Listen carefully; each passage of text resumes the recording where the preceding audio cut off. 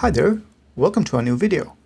Today I thought it'd be fun to go over my game dev journey and explain why, despite having a PhD in computer science, I continue to make games.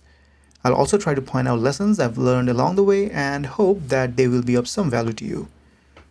My game dev journey started in the summer of 2012 when I started college. I desperately wanted to learn to make games at that time and thought that getting a CS degree would help the cause. I wasn't wrong. I started with C, which is quite uncommon nowadays. Anyways, my very first CS project was a breakout clone game. The code was a single file of C code, it ran poorly, and I had to rewrite it twice, but I had done it. I had made my first game. I'd love to show it to you, but unfortunately, I didn't keep backups. I was terrible with managing my projects back then, and that is the first lesson in hindsight. Keep backup of all your games. Next, I learned Java. I started out using the Slick 2D framework to make a platformer. As I grew more confident, I decided to make my first commercial game for the Google Play Store, using the libgtx framework this time. It was called Crush the Bubbles. It had achievements, social media, and Google Ads integration. Flappy Birds was all the rage at that time, and in my naivety, I thought I could replicate its success. Needless to say, I was wrong. Hindsight lesson number 2, never bet on going viral, especially when the product isn't particularly impressive. Objectively, Flappy Bird isn't a very good game, and neither was mine. No one can replicate success out of virality with any sort of reliability, and so that shouldn't be your plan A. I then slowly started to shift towards Unity as that seemed like the engine everyone was starting to use.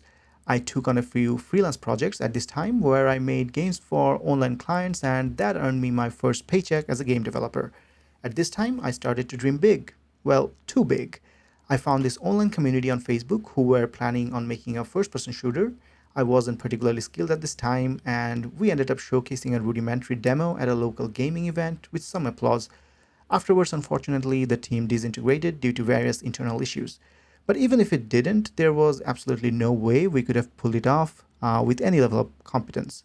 I remember being adamant that we should be using the Kinect V1 sensor to capture mocaps without ever really having even seen a Kinect. So the takeaway is don't bite more than you can chew, know how to estimate your game scope, and that's the lesson number 3. I was still in college. I kept experimenting with different game ideas. Pretty much none of them got past the early prototyping phase. I had recently seen the film Indie Game the Movie, and it had instantly become my favorite game dev media. I wanted to make something like Braid, Super Meat Boy, or Fez, but I just couldn't get past the hurdle of focusing on one project for a long time. I was constantly moving from prototype to prototype. I got so frustrated that one day I decided to make a game and released it in 48 hours on the Play Store, just so that I could have something to show for all my time spent on game dev. But I should have known that making something meaningful takes an incredible amount of time and effort and persistence. Another lesson learned. Among many failures, I did have a couple of big successes. I won pretty much the largest app development competition with my game Rickshaw Racing Dhaka that I built on my own. Looking back, it really isn't that impressive, but at that time, this was the best I could do alone. Near the very end of my undergrad degree, I participated and won the biggest in-person game jam in my country at that time with another of my games, Shabdo. Both earned me quite a substantial amount of money, but also they put my name on the radar, so much so that I got a job offer right out of college. At my new job, I got the opportunity to work in a team for the first time, and there I helped develop a popular freemium game, Mukti Camp. Lesson to learn, you never know where opportunities will come from. It's best to try out as many different things as possible and see where they lead, especially early in your career. Next, I made a big move, quite literally. I decided to relocate to the US to pursue a PhD in comp sci focusing on virtual reality. My previous work experience had shown me that the games industry in my country was quite small. I also had my first experience of crunch. I hated it and decided that I'll do a PhD and make games in my free time. Or maybe I'll actually love research and that would be my life going forward. Spoiler alert, I didn't love it. I still just wanted to make games. Anyways, I moved to Nevada and started my PhD. At this point, I was really starting to get interested in the more technical side of game dev. I made my own OpenGL renderer, my own component system, and even my very own 2D physics engine. I was leveling up, and that is because for the first time I realized that the quality of my previous games were laughably bad. It really matters what the level of quality of work you are exposed to. If most people around you make subpar stuff, you will regress to do the same.